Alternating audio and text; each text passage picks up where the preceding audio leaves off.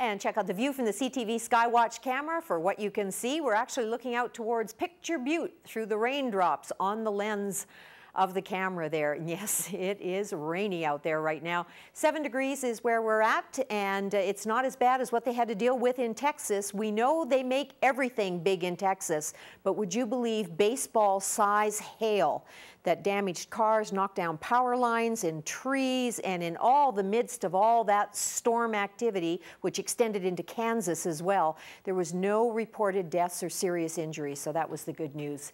You can always fix property, but boy, when people get injured, that's rough. Northwest winds at 26 kilometers right now. They were out of the west.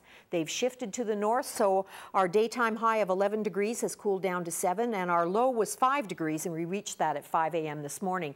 Most areas are starting to cool down to single-digit values. Still got some double digits in some areas, but pretty much everyone is starting to see those showers, and they started earlier today. We mentioned that this morning we were going to have a bit of a break, and we saw some sunshine, and then skies quickly clouded over. Here's that trough of low pressure. And this is what moved to the northeast overnight last night and into this morning, and then it came in contact with this area of high pressure that you can see clearly defined there. And then it started to collapse, and that's what it is continuing to do over the next day. We're going to see a continuing supply of precipitation making its way down to the ground. In these little pockets here is a rain-snow mix in the pink, but in the darker green is the heavier concentrations of rain, and then lesser amounts in the lighter green areas. But still, Calgary's looking at probably 20-25 millimeters of rain. Some of the estimates are a little less, some are a little more. Here in Lethbridge, probably see about 15 millimeters by the time everything is said and done, but that could change as well depending on how fast this thing depletes itself.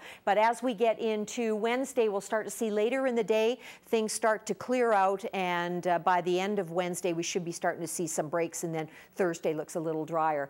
Down east, we're looking at a possibility of snow in St. John's overnight tonight, and then it looks like Nova Scotia and New Brunswick are going to be the two provinces that see sunshine. The rest of the areas, including Quebec and then into Toronto, going to be seeing some heavy rainfall over the next 24 hours. 12 degrees and partly cloudy with some showers in Winnipeg right now.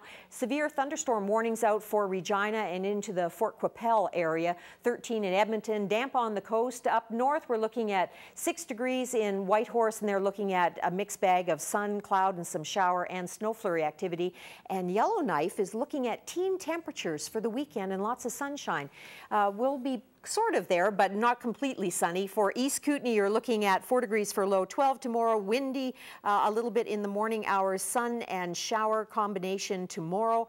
We're looking at Crow's Nest Pass right now, 3 degrees and windy tonight, 4 degrees for a daytime high tomorrow, and periods of rain, 5 to 10 millimeters expected tomorrow in total. Medicine Hat looking at some rain and chance of a thunder shower tonight, 6 degrees for a low, 5 millimeters tonight, 5 to 10 millimeters of rain tomorrow, 8 degrees for a high. And here in Lethbridge, we're looking at a high of 5 tomorrow, some rain tonight, windy tonight, some rain tomorrow. Should be pulling out of here by the evening hours. We'll have a high of 5 degrees, and there's your 5-day forecast. We do start to see, even though the graphics show for Thursday cloud cover, we could be seeing some sunny breaks both Thursday and Friday as temperatures do start to recover, take a little bit of a hit on the weekend. Looks like solid rain, but actually that's a chance of showers both of those days. So our focus on safety message, yes, these things wear out, and quite often you might be out walking your dog and it sees another dog and it tries to run to it and the leash snaps. We've heard of stories like that, so you want to make sure every so often you check your leash, make sure it's in good working order, and that's our focus on safety message for this week.